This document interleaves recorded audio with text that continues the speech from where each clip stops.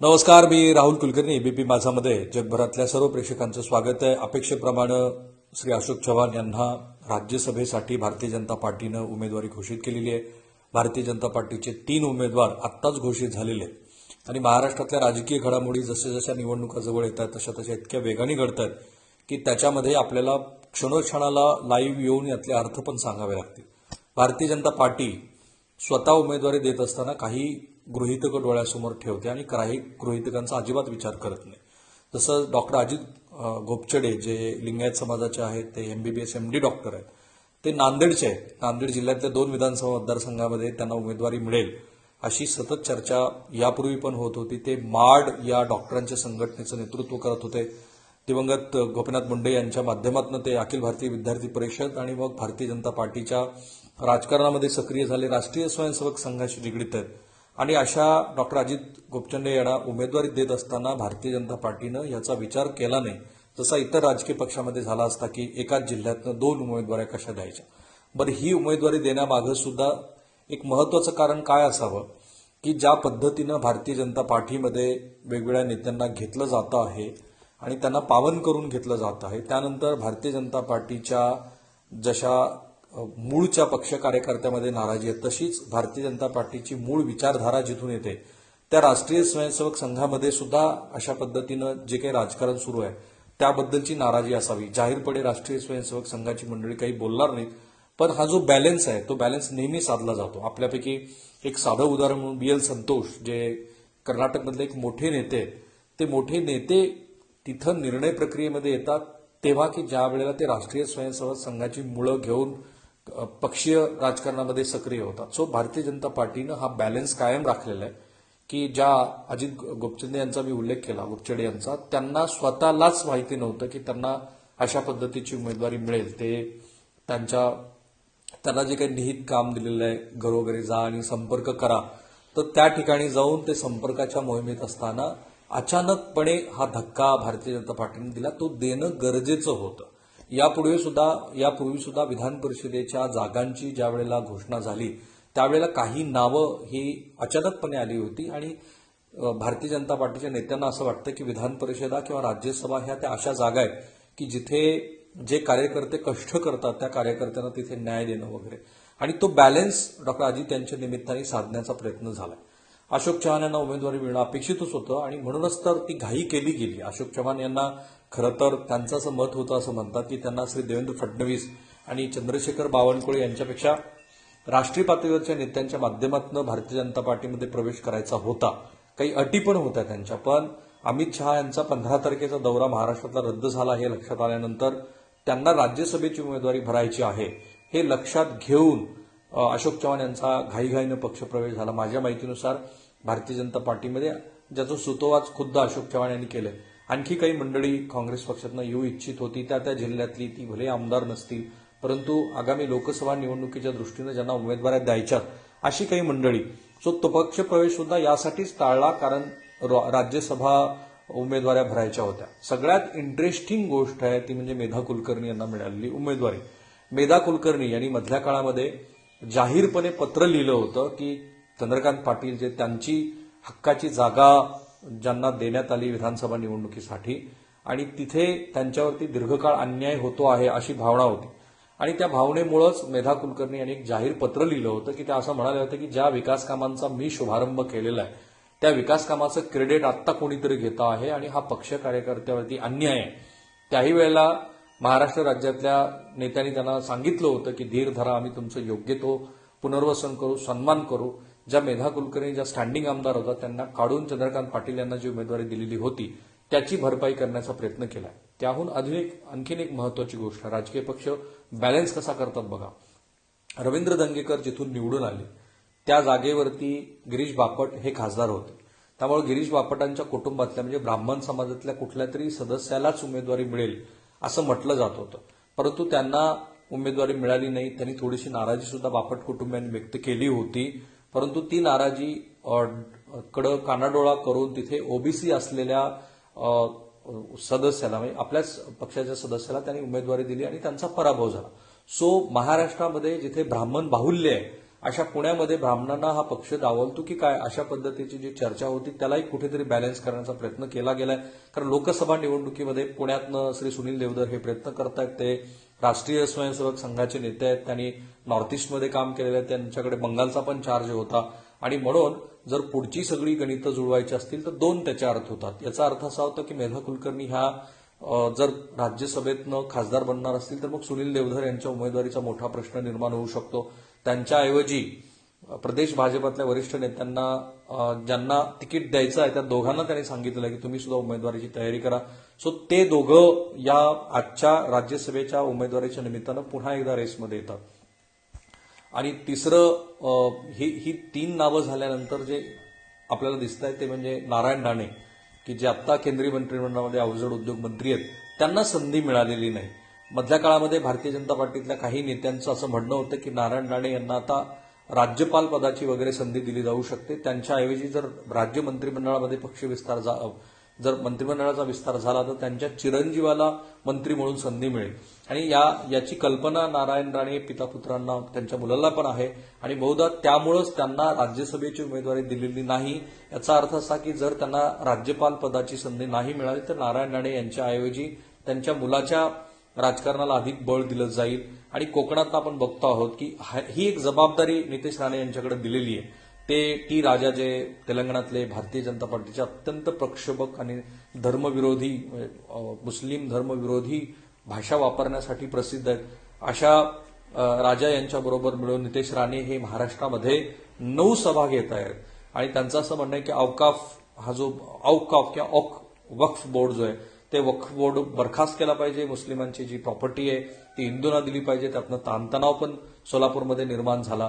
So तो एक task Nitesh Rane यांना दिलेला आहे की त्यांनी जितकं धार्मिक ध्रुवीकरण करणं शक्य आहे तेवढं ते करावं. आणि आणखीन एक महत्वाचा टास्क त्यांना दिला होता, तो त्यांनी बऱ्यापैकी पाळण्याचा प्रयत्न केला. ते म्हणजे श्री संजय राऊत हे रोज सकाळी येऊन ज्यावेळेला पत्रकार परिषद घेत होते त्यावेळेला त्यांना प्रत्युत्तर करण्यासाठी म्हणून नितेश राणे यांना ती जबाबदारी दिलेली होती. आणि ती जबाबदारी ते पार पाडत होते, पाडतायत. ते रोज उठून संजय राऊत काही बोलले ना बोलले की लगेच त्याला प्रत्युत्तर करतात. ही श्री देवेंद्र फडणवीस यांची जी त्यांनी उभा केलेली जी फळी आहे, जी पक्षाच्या बाहेरनं आलेली फळी आहे, पण अशा मंडळींना आता बळ देणं ह्या दृष्टीनं नारायण राणे यांना जरी उमेदवारी मिळालेली नसली तरी नितेश राणे यांना मात्र मग ह्या निमित्ताने कुठला तरी शब्द दिलेला असावा किंवा ते संख्येत आहे. पंकजा मुंडे यांच्यावरती मात्र पक्ष सातत्यानं अन्याय करतो आहे हे दिसतंच आहे. आता त्यांच्याबद्दल असं म्हटलं जातं की पंकजा मुंडे ह्या मोठ्या नेत्या आहेत और उनको जनता से ही चुनके आना चाहिए, अशा पद्धतीचा मेसेज पंकजा मुंडे यांना दिला जातो. पण दरवेळेला विधान परिषदेच्या निवडणुका असतील किंवा राज्यसभेची निवडणूक असेल किंवा तत्सम कुठल्याही महत्वाच्या निवडणुका असतील त्यावेळेला पंकजा मुंडे यांचं नाव चर्चेत येतं, आणलं जातं.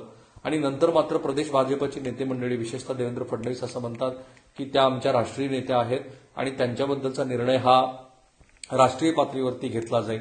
आणि मग ऐन वेळेला त्यांचं नाव गळतं. अर्थात पंकजा मुंडे यांच्याबद्दल पक्षाचं हे जे धोरण आहे त्यातनं एक गोष्ट स्पष्ट होते आहे की पंकजा मुंडे यांच्याबरोबर जे आजूबाजूचे दिवंगत गोपीनाथ मुंडे यांना मानणारे कार्यकर्ते आहेत त्यांना संधी द्यायची. भागवत कराड, रमेश कराड, तर ह्या मंडळीला संधी देऊन पंकजा मुंडे यांच्याकडे मात्र दुर्लक्ष करायचं. आता हा अन्याय त्या किती काळ सहन करतात आणि पक्षाचं काही स्पष्ट धोरण आहे का, हा खरा प्रश्न आहे. कारण परळी मतदारसंघामध्ये ज्या स्वतःच त्या 3 दिवसापूर्वी म्हणाल्या की आता मला मतदारसंघच राहिलेला नाही, तर ती वस्तुस्थिती आहे. म्हणजे धनंजय मुंडे हे सरकारमध्ये सहभागी झाल्यानंतर वेगवेगळ्या कारणामुळे आणि स्पेशली राजकीय कारणामुळे त्यांनी धनंजय मुंडे यांच्याबरोबर जुळवून घेतलेलं आहे. अशा स्थितीमध्ये त्यांना परळी हा मतदारसंघ विधानसभेसाठी नाही.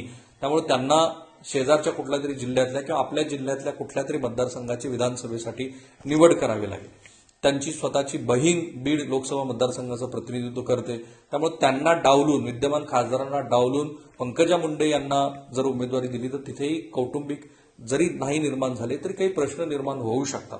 सो ही ती गोष्ट होती की ज्यातनं असं वाटत होतं की पंकजा मुंडे यांना पक्ष संधी देईल, कारण ती नावं चर्चेत होती. स्पेशली महाराष्ट्रातलं आत्ताचं जे सामाजिक वातावरण आहे ते पाहता पंकजा मुंडे यांना संधी मिळेल असं म्हटलं जात होतं. पण ती संधी त्यांना मिळाली नाही. त्या पुन्हा एकदा त्या संधीतनं त्या संधीपासून त्या दूर झाल्यात. पक्ष त्यांच्याबद्दल काय नेमका विचार करतो आहे त्याबद्दलची स्पष्टता नाही. अर्थात विनोद तावडे यांनी ज्या पद्धतीनं स्वतःला उमेदवारी मिळाली नाही त्यानंतर सुद्धा पक्ष नेतृत्वाशी, स्पेशली दिल्लीतल्या पक्ष नेतृत्वाशी जे जुळून घेतलं तसं अद्यापही पंकजा मुंडे यांना करता आलं की नाही, हा खरा प्रश्न आहे. आता ह्या सगळ्याची एक गोळाबेरीज तुम्ही जर बघितली तर भारतीय जनता पार्टीच्या राजकारणातला अलीकडचा जो बदल आहे आणि तो बदल त्यांच्या स्वतःच्या पक्ष कार्यकर्त्यावरती अन्याय करणारा आहे असं ज्यांना वाटतं, तर तो बदल असा आहे की त्यांना लोकसभा आणि विधानसभा निवडणुकांची गणितं जुळवायची असतात आणि म्हणून सहकारी चळवळीतले, ज्यांच्याकडे शैक्षणिक संस्था आहेत, अशी काँग्रेस पक्षातली, राष्ट्रवादी काँग्रेस पक्षातली नेते मंडळी स्वतःकडे घेतात. बरं, इंटरेस्टिंगली बघा, बाबा सिद्दीकी ते राष्ट्रवादीमध्ये गेले, मिलिंद देवरा हे शिवसेनेमध्ये गेले, पण सगळ्यात मोठा ताकदवान नेता आहे तो कुठे आला, तर तो भाजपामध्ये आला. म्हणजे भारतीय जनता पार्टीला आगामी येणाऱ्या अनेक वर्षाच्या राजकारणाच्या दृष्टीनं सतत विचार पक्ष हा करत राहतो आणि आपण बघतोय की अशोक चव्हाण यांना घेऊन ज्या तातडीनं त्यांनी त्यांचा सन्मान केला, तर आमच्याकडे आल्यानंतर तुमचा योग्य तो सन्मान होता. नारायण राणे, विखे पाटील आणि आता अशोक चव्हाण, हा मेसेज आहे की काँग्रेस पक्षातनं जे कोणी येऊ इच्छितात त्यांना घ्यायचं आणि त्यांचा योग्य तो सन्मान आम्ही करतो आहोत असं दाखवायचं. अवजड उद्योग मंत्रीपद किंवा तत्सम एखादं महत्वाचं खातं सुद्धा श्री अशोक चव्हाण यांना भविष्यात मिळालं जर 2024ला हे सरकार कोणा सत्तेवरती आलं तर आश्चर्य वाटायला नको. सो हा सगळा अशा पद्धतीच्या राजकारणाचा गोफ असतो की तो जो आपल्याला उलगडून दाखवावा लागतो. म्हणून तातडीनं आपण ह्या राज्यसभेच्या उमेदवार घोषित झाल्यानंतर याची आकडेमोड करायला घेतली. आता आकडेमोड यासाठी महत्वाची आहे की महाराष्ट्रातल्या 288 आमदारापैकी 3 आमदार इन्क्लुडिंग अशोकराव चव्हाण यांनी आता आमदारकीचा राजीनामा दिल्यामुळे 285 एवढे आमदार या राज्यसभेच्या निवडणुकीमध्ये मतदान करणार आहेत. 6+1 म्हणजे 7 मताचा कोटा आहे. 7 जणांचं मत त्याला लागतं. जर ते एकूण गणितामध्ये आपण जर त्याची विभागणी केली तर 40.3141 म्हणजे 41 मताचा कोटा आहे.